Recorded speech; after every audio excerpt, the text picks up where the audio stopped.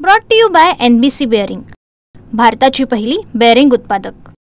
नागपूरची संत्री आणि मोसंबी जगभरात प्रसिद्ध आहे, परंतु या संत्र्यावर आणि मोसंबीवर यावेळेस मोठं संकट आलेलं आहे आणि ते संकट मी तुम्हाला दाखवतोय। मोठ्या प्रमाणात फळगळ जी आहे ती आपल्याला या ठिकाणी पाहायला मिळते। महाराष्ट्रामध्ये संत्री आणि मोसंबीचं जवळपास 1.5 लाख हेक्टर क्षेत्र आहे, त्यातलं 90% क्षेत्र एकट्या विदर्भात आहे आणि अमरावती आणि नागपूरमध्ये सर्वाधिक क्षेत्र। नागपूरच्या काटोल विधानसभा मतदारसंघात, सावनेर विधानसभा मतदारसंघात जवळपास शेतकऱ्यांचं 200 कोटीचं नुकसान आहे। हे बघा, हे फळं मी तुम्हाला दाखवतोय, हे फळं काढणीला आलेले फळं अशा प्रकारे गळून पडलेले आहे आणि 90% फळं सडा पडलेला दिसतोय आपल्याला आणि त्यामुळे शेतकरी संकटात आहेत। मोठं नुकसान, जवळपास 1-2 तालुक्यातलं 200 कोटी रुपयाचं नुकसान आहे आणि सगळ्यात महत्त्वाचं म्हणजे याचे पंचनामे या नुकसानीचे अद्यापही सुरू झालेले नाही। आपल्यासोबत इथले स्थानिक आमदार आहेत। सर, तुमचं सरकार आहे, तुम्ही पाहणी करतायत, शेतकऱ्यांच्या डोळ्यात अश्रू आहे, 200 कोटीच्या वर नुकसान,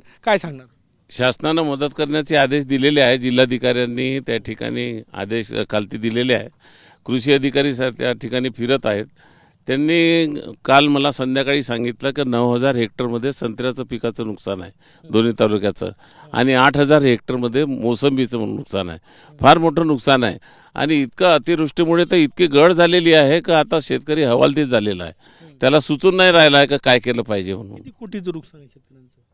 शेतकऱ्या 200-250 कोटी रुपयाचं नुकसान आहे आमच्या भागामध्ये। मुख्यमंत्री नागपूरचे आहे, पालकमंत्री पाहणी करणं असं सांगितलेलं आहे, काही वेगळं पॅकेज मागणार? मुख्यमंत्री महोदयांनी त्या ठिकाणी सिरियसली घेतलेलं आहे। त्यांनी मदत पुनर्वसन मंत्र्यांना सांगितलं होतं की लवकरात लवकर तुम्ही आदेश या ठिकाणी हे करा, जिल्हाधिकाऱ्यांना सूचना द्या, त्या पद्धतीने मदत मिळेल, लवकरात लवकर मिळाली पाहिजे। दिवाळीच्या पहिले देण्याचं ठरलेलं आहे। काल बावनकुळे साहेब आमचे पालकमंत्री आहेत, त्यांनी सुद्धा सांगितलेलं आहे की दिवाळीच्या पहिले आम्ही मदत करू म्हणून, पण पुरेशी मदत मिळाली पाहिजे शेतकऱ्याला। शेतकऱ्याचं आता खूपच म्हणजे निसर्गाच्यामुळे त्या ठिकाणी त्याचं मन उदासीचं वातावरण आहे आमच्या भागात। पाहणी करतायत, काय परिस्थिती, किती टक्के? 90% तर 70% माल त्या ठिकाणी झाडाच्या खालता आलेला आहे सगळा।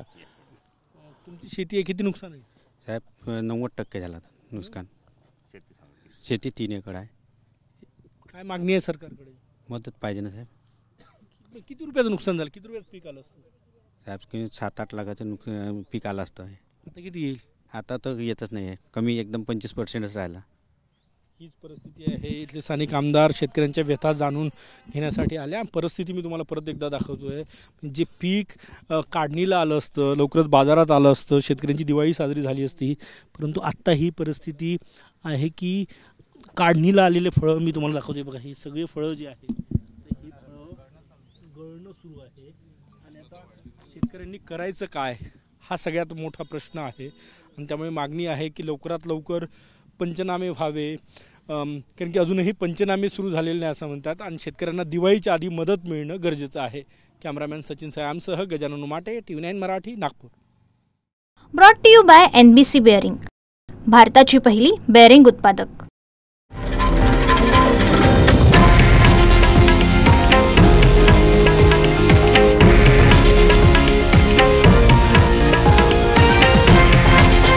हे आहे देशातील नंबर 1 न्यूज नेटवर्क आणि आपण पाहत आहात TV9 मराठी, एकमेव।